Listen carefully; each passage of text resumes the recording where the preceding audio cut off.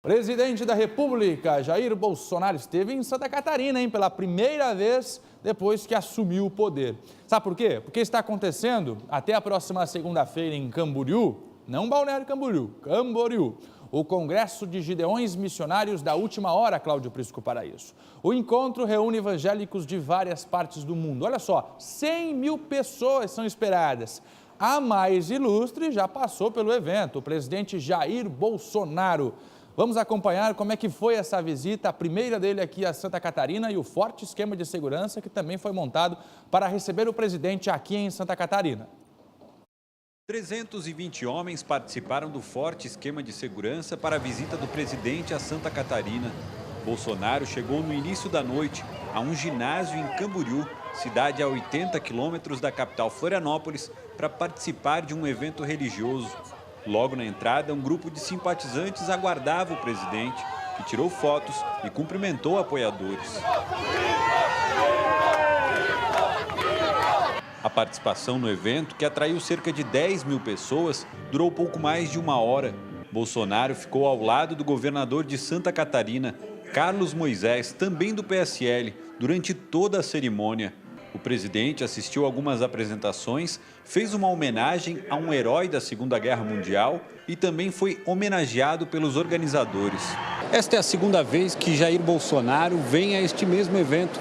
No ano passado, ele esteve aqui em Santa Catarina e prometeu que voltaria, mesmo se fosse eleito. Durante o discurso, o presidente disse que o que falta aos brasileiros é fé.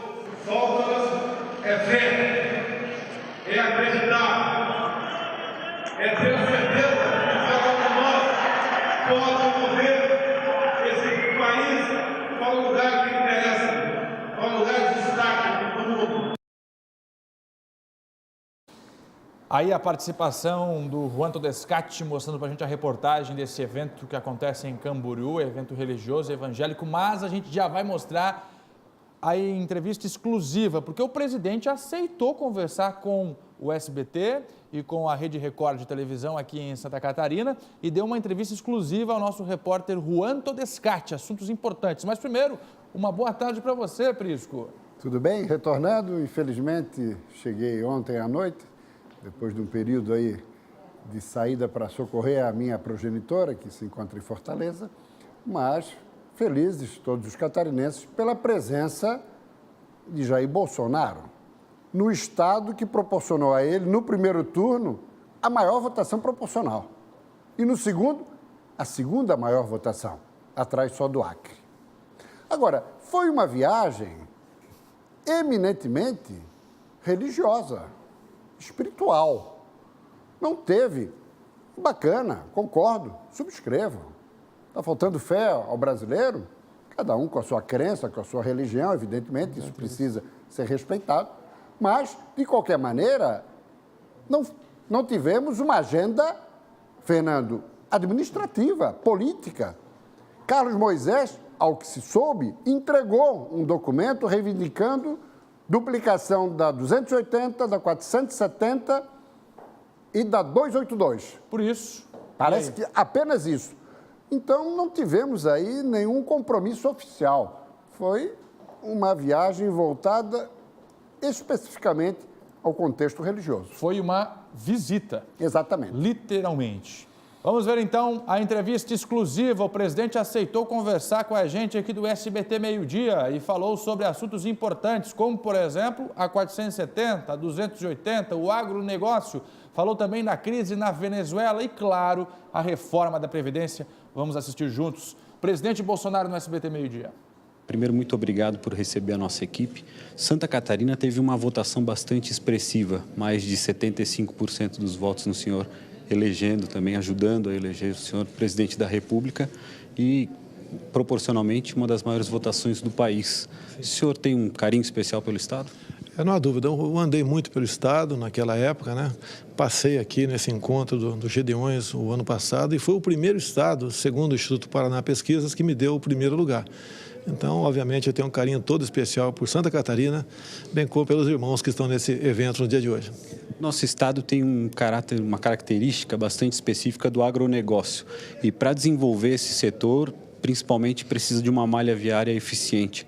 BR-470, BR-280 e o contorno viário na Grande Florianópolis são fundamentais para esse desenvolvimento, para que a produção seja escoada.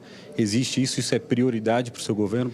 É prioridade, dependemos de recursos. Você pode ver, a 163 tem a ver também com o escoamento de grande parte do que se produz no Centro-Oeste. Faltam 50 quilômetros para ser concluído e será feito pelo Exército Brasileiro, porque é mais barata a contratação de serviços nessa natureza. O que for possível, nós fazemos no Brasil para que a produção seja escoada de forma mais rápida e barata, nós fazemos. Como, por exemplo, acabamos via licitação pública garantir a conclusão da ferrovia Norte-Sul. Faltam quase 1.000 quilômetros e em 3 anos será concluída com recursos da iniciativa privada. Existe uma preocupação nesse momento também com a situação dos nossos vizinhos da Venezuela. O próprio agronegócio catarinense abriu as portas para alguns venezuelanos, inclusive neste mês, 150 já chegam a Santa Catarina empregados. Existe essa vontade de abrir as portas para os vizinhos, para o povo venezuelano? Olha só, é um momento muito especial. Eles estão fugindo, sim, da fome e da ditadura. Estão indo a pé para Roraima. Tem uma operação acolhida, patrocinada pelo Exército Brasileiro, que está fazendo essa realocação de brasileiros aqui, interiorizando os mesmos. Então, é a parte humanitária que temos que fazer. Agora, por outro lado, deixa bem claro, o Brasil não pode ser um país de portas abertas para quem quiser entrar aqui, independente do motivo. Temos que trabalhar contra isso, porque para entrar no Brasil tem que ser pelas vias legais e não à vontade, como alguns acham que deve acontecer. Agora, vale a pena aqui, não é furo jornalístico. A Venezuela tem uma situação complicada? Está.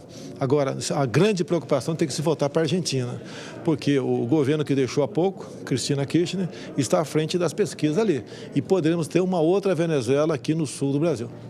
Voltar a falar sobre o nosso país, reforma da Previdência. Como é que está a situação? Quais são as últimas novidades? Depois de alguns percalços, que é natural no começo aí de uma legislatura, porque todos querem uma maneira de participar do governo, acredito que esteja tudo pacificado, em especial pelo trabalho muito bem exercido pelo presidente Rodrigo Maia na Câmara e Davi Alcolumbre no Senado. Conversei com todos os líderes, muitos mais de uma vez. Acredito que não temos problema para aprová-la, porque é uma reforma que não é minha nem do meu governo, é do Brasil, é de todos nós.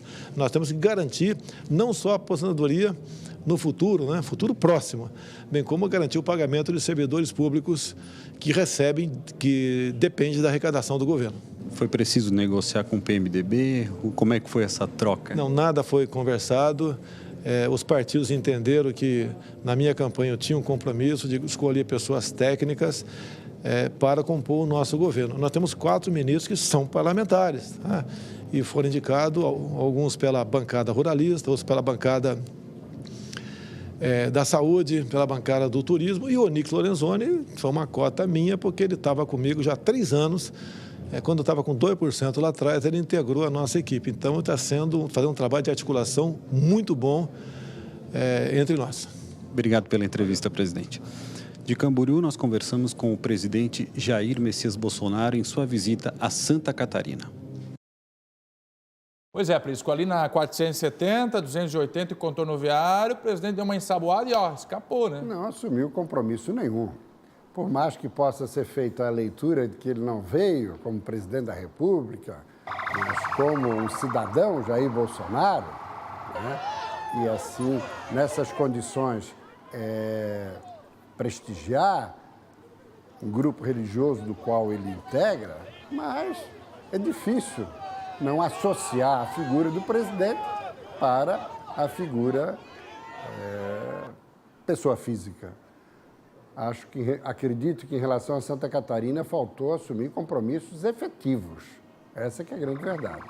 Reafirmo, o governador entregou alguns pleitos no contexto rodoviário, mas o presidente ficou de ver e na própria entrevista, aliás, muito bem conduzida pelo Juan e também na presença do nosso cinegrafista Leandro Wessler. Né? E o Marcos Gonçalves também estava por lá. Perfeito. Entrevista exclusiva para o SBT, Santa Catarina, SCC. Importante, mas, no meu sentimento, faltou um pouquinho mais de firmeza do presidente. Pelo menos também tem o outro lado. Não fica prometendo. Vou fazer isso, vou fazer aquilo, papapá, papapá, e não faz nada. Está com os pés no chão. Isso de um lado. Mas na semana passada, na retrasada, eu até havia focalizado. Olha, é uma bela oportunidade, apesar do enfoque religioso da visita, poderia fazer uma pequena agenda político-administrativa, isso seria importante, até seria uma homenagem a um Estado que lhe proporcionou uma expressiva votação. E isso não ocorreu.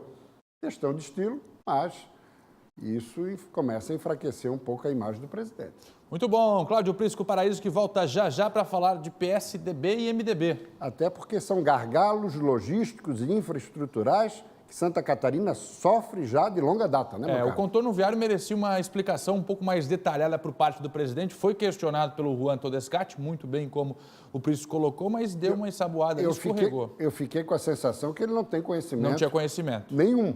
E também não entendi por que o governador não apresentou a questão do anel viário junto no documento apresentado, entregue ao presidente da República. Mas nós agradecemos a nossa equipe também, né, a assessoria aí do presidente, que colocou. Não atendeu todas as emissoras, atendeu o SCC, SBT numa entrevista exclusiva e a gente fica muito honrado de ouvi-lo aqui no SBT Meio Dia. E outra coisa a registrar, né? Sem afetação, aquela questão presidencial, que para se aproximar do presidente era uma dificuldade. Inclusive Lula da Silva, Fernando Henrique, não se podia nem respirar próximo, 6 metros do presidente. E Jair Bolsonaro, muito tranquilo, muito atencioso, isso mostra que ele continua sendo um cidadão normal, né? E muitos seguranças chamaram a atenção, inclusive.